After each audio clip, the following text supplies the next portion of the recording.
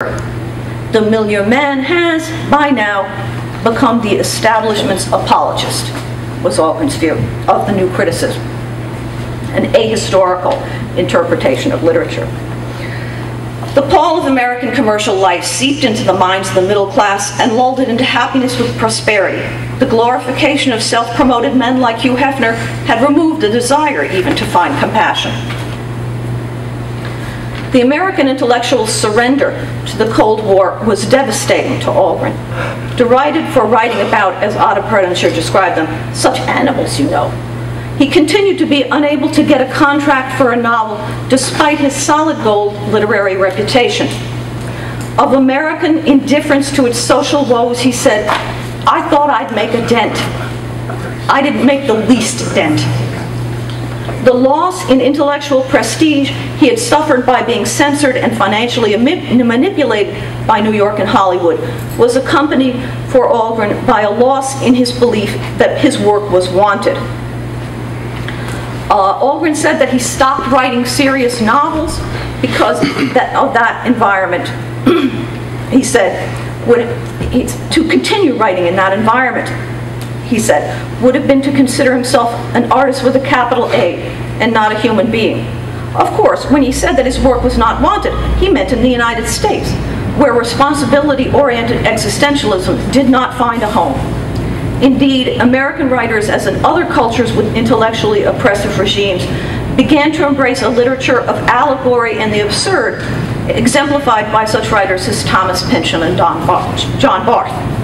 After Algren became what he called a journalist, his work also sometimes took on an absurdist ring. And the titles of his next two books, Who Lost an American and Notes from a Sea Diary, Hemingway all the way, reflected the alienation from America that he increasingly tried to quell by travel. Later, he would also travel to Vietnam, and the title of the next book, The Last Carousel, suggested nothing so much as a sense of loss. Algren's life and his identity as American formed an ongoing struggle to insert his ideas into the mainstream of American discourse that ultimately failed. There were works of literature about the disenfranchised, such as John Steinbeck's novel, The Grapes of Wrath, that became classics. But the Joads were an intact family, as were Sinclair's Rudkus family, while Algren's people are almost always outside such sources of support. Indeed, Algren, who had always been after far larger intellectual game, came to be perceived as being obsessed with such animals, you know. And quoting Fitzgerald, Algren began to wonder how he became identified with the very objects of my horror and compassion. It happened because in the prosperous Cold War years, Algren was associated with the poor, whom Americans no longer found of cultural interest. And indeed, despite the huge increase in the number of homeless people in the past 2 decades, and now even more, American writers no longer, by and large, consider the homeless and the lost as appropriate subjects for literature, despite the tradition of such work abroad. And so Algren, purveyor of a humanistic and existentialist literature, who once stood at the cusp of literary greatness, found himself driven under the steam of American post-war culture down a dark and lonely tunnel into an obscurity that was occasionally pierced by a reference to him as a prison writer or a novelist of juvenile delinquency. Algren's novels and stories, which are now in print in the United States, generally sell fewer than 500 copies a year. The exception is The Man with the Golden Arm, which sells about 2,500 copies a year and has recently been reissued in a critical edition that sold out its first print run of 10,000 copies. Perhaps Algren's American legacy will be finally to be known as the author of The Man with the Golden Arm, while European scholars experience him as a rich and complicated writer of intellectual, cultural, and artistic significance. So,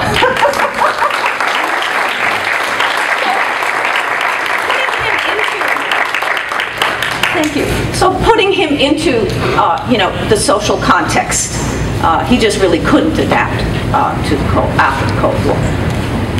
Any questions? Yeah. You write in your book that about my question about entrapment. During your book, that Bill Targ, his publisher, said that if he had gotten written entrapment and got published, it would have made Algren. But as I recall, entrapment, he was trying to write entrapment in about the 1950s or so. So if he had gotten it published, in light of the social conscience in America in the late 1950s, what would entrapment? I guess two questions.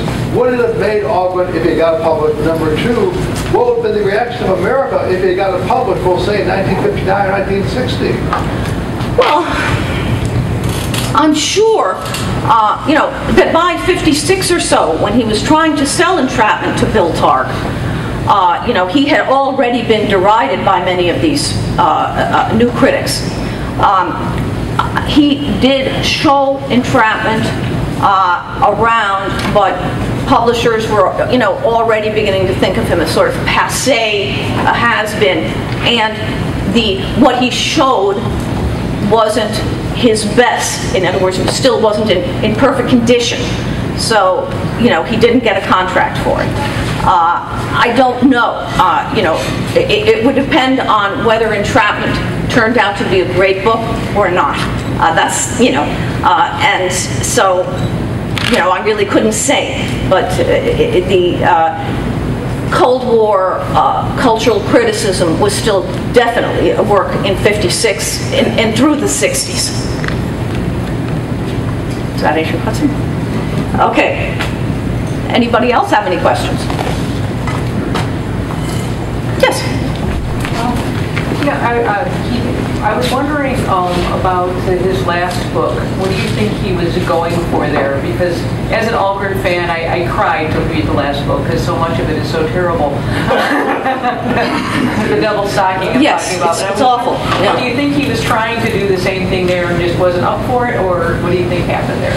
I think that he was greatly intrigued by the Hurricane Carter story, and he really thought that Carter was going to be acquitted in the second trial, and so he was preparing a nonfiction book. See, he's still in the nonfiction vein. He was preparing a nonfiction book about Carter, and the second conviction smashed any marketing hope at all for the nonfiction book. Therefore, he, quote, rewrote it as a novel. And as you have noted, it wasn't a very good novel. And but by this time he really didn't care, because he felt that the establishment corporate publishing was kind of a farce, and he was just hoping to sell it with his name.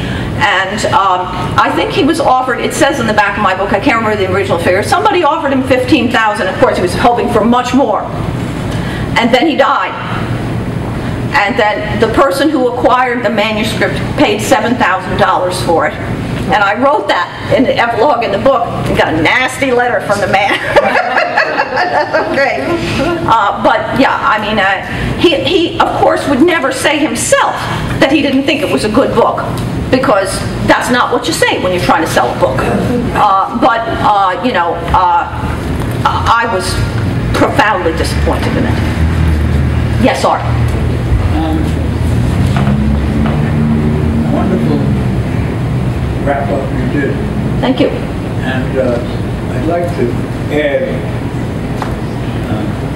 something Nelson once said. Can you bring up the microphone? Yeah. Thanks a lot.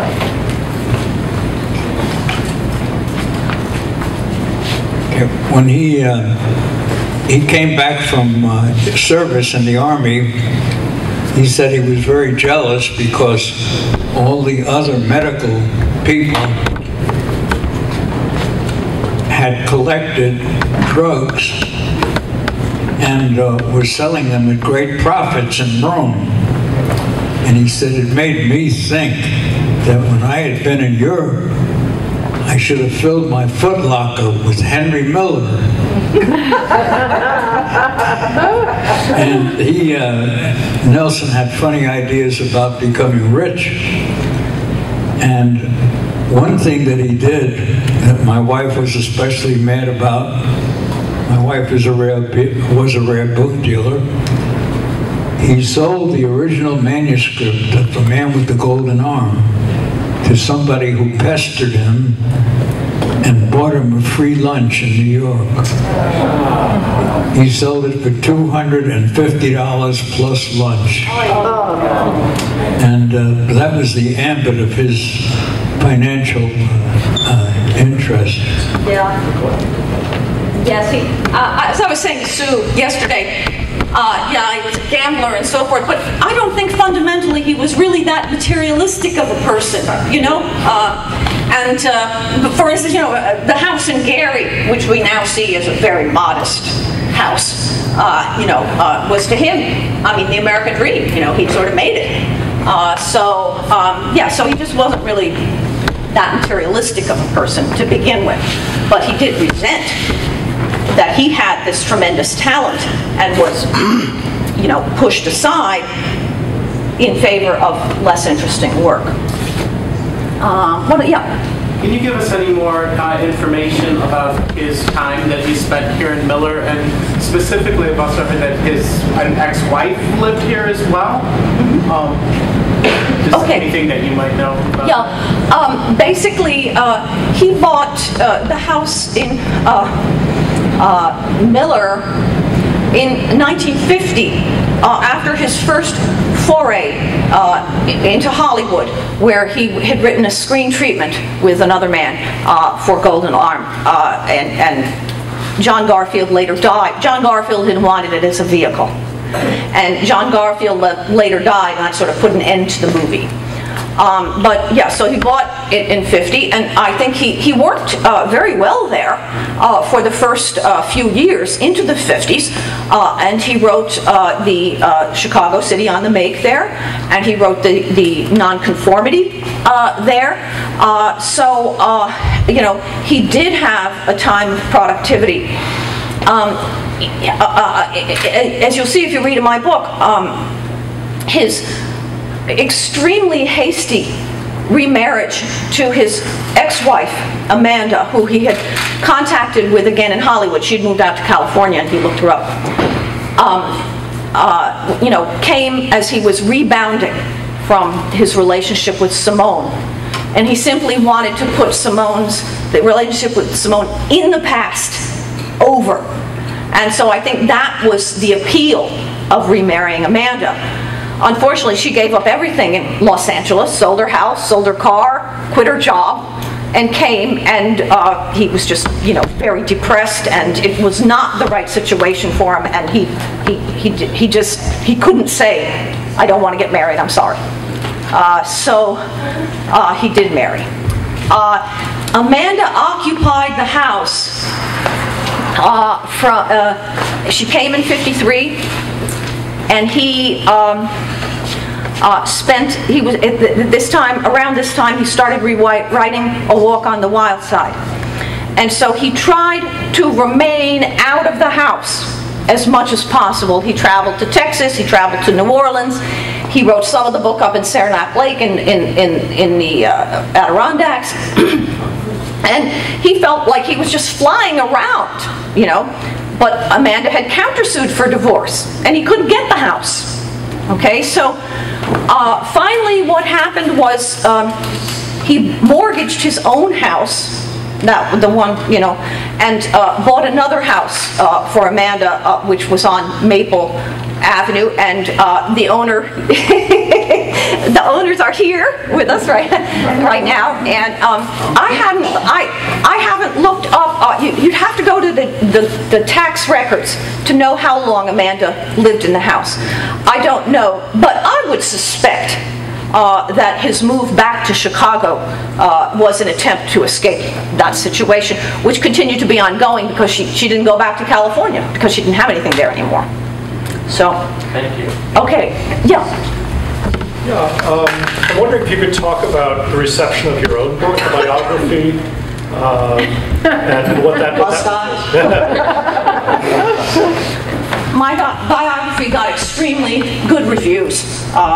Pretty much everywhere. There are a couple of, you know, mean ones here and there, and I suppose everybody gets that. The British rights were bought, and there was a paperback as well.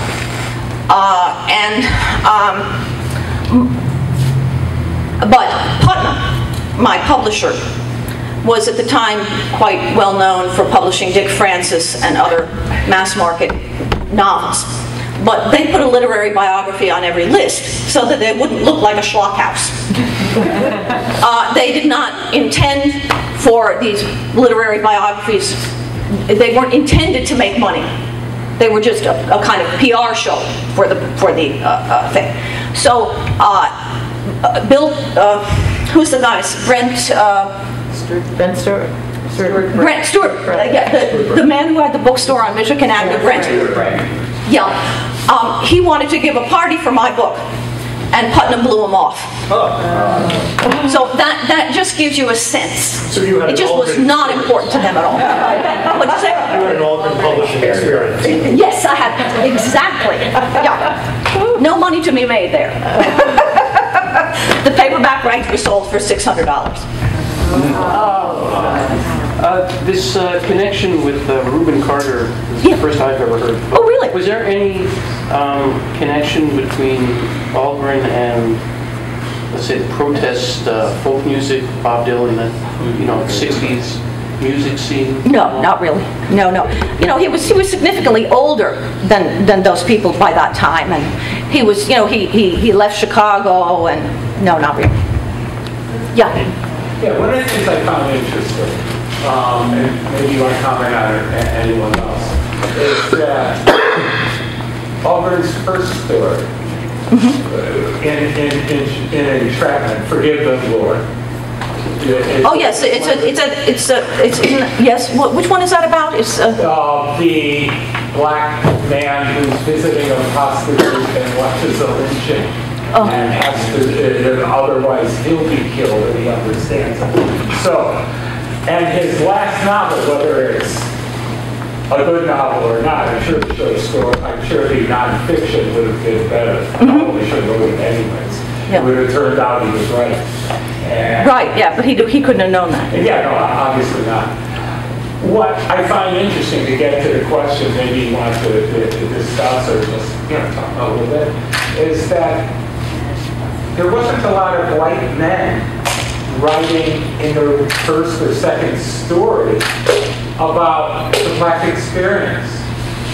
Nor, and I find it ironic that he ends with that. So maybe talk about how Algren is a little bit forgotten, as certainly in the 30s, as a champion of civil rights. Way before it was fashion. Oh, absolutely, absolutely. Well, in the 1930s, he had met Richard Wright at the John Reed clubs, and he was bowled over by Native Son. He thought that he had never seen a stronger argument against capital punishment than Native Son. And he, was sort of trying to do for immigrants what Wright was trying to do for black people in that novel. And so now I think that's, and there are other stories too, in which black or Hispanic characters play a role in the El Presidente de Mexico. It's a story about his jail experiences in Texas. Yes, there are many. Yeah, sure. I mean, he was certainly, as he said in the movie last night, any person with a grain of knowledge was a communist. So yes, he saw equality among people and the human experience as fundamental. So racial things, and he also, just an interesting connection to this, when Beauvoir was working on The Second Sex, he sent her a copy of, and you're going to have to help me remember the title of the book, is it The Black Metropolis? Black Metropolis. It is? Yeah. And the author, do we remember? Oh, what's his name? Can't think of it, sorry. Okay. University of Chicago. Yes, he was a big sociologist. in Chicago, and that book, which was about race, he sent to Samoa.